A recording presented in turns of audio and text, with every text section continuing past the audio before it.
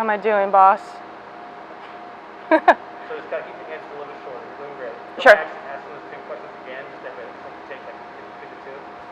This falls off. Sorry. Okay. Yeah, I can keep that shorter. Okay, fine. So kind of explain what time the thing started, kind of like what you guys did throughout the day. Sure. Started with these 3 wines. This one took about a half hour to an hour. And then we took a break. Came back to the last 4 wines. This gap from like pumping it from the tank into like just to kind of describe the whole process. From Okay. start to finish. Sure. So the process of bottling, my day started at about 6:30 in the morning. I got here and I was getting tanks ready. I was checking some last numbers, making sure that our lines were ready, everything was clean, and helping the guys with whatever they needed for the bottling truck, making sure that was set up and they could connect and get started cleaning out the truck, sanitizing.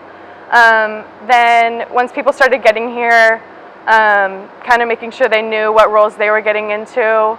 A lot of people, a lot of the help was people who had never done this before, so a lot of it is trying to communicate in a very loud and busy day is a little bit difficult, so try to keep like communication clear and making sure everyone knew what they were supposed to do, and be safe in a time like this. So once we started going to kind of get a lot going, get a wine going into the truck, we will connect to a tank. So the pump and the final filtering is on the tank itself. So all I really needed to do was make sure the lines were connected, and then venting the top of the tank and letting the guys on the truck know we were good to go. So that's a lot of the day is communicating with the Castoro sellers, folks who are running the truck. And then really making sure that they had enough corks, foils, labels were right, and tasting. We would taste the wines as soon as they were bottled. So I would get a few bottles before they were put into cases for Tom and I to try. And then just I'd be constantly checking the tanks to see what level, how much wine we still had to go, so I knew when we would be done with that specific lot.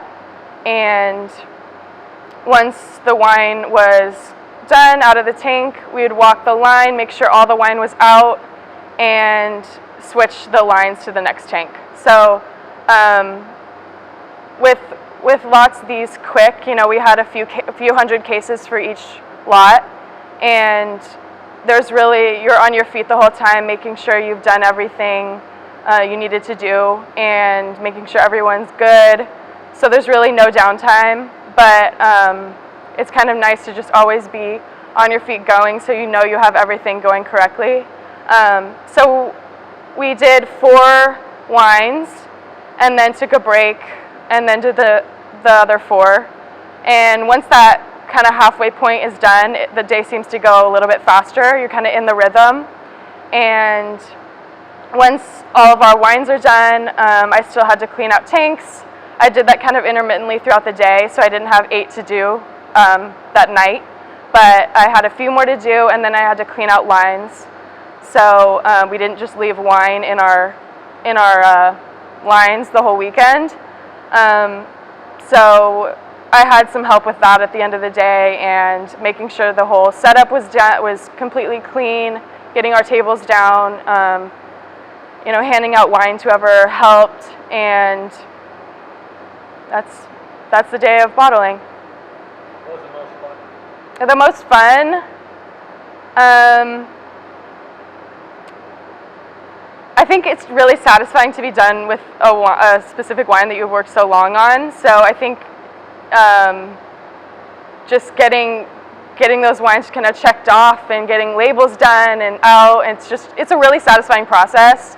So at the end of the day, you have all these empty tanks that you've kind of just, okay, they're off, they're ready to be, marketed and sold, and it's a really satisfying experience.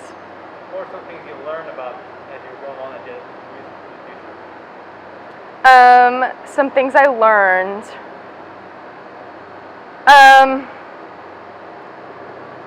To ask for help, I think. you know, when you have so much going through your head of what you need to do, it's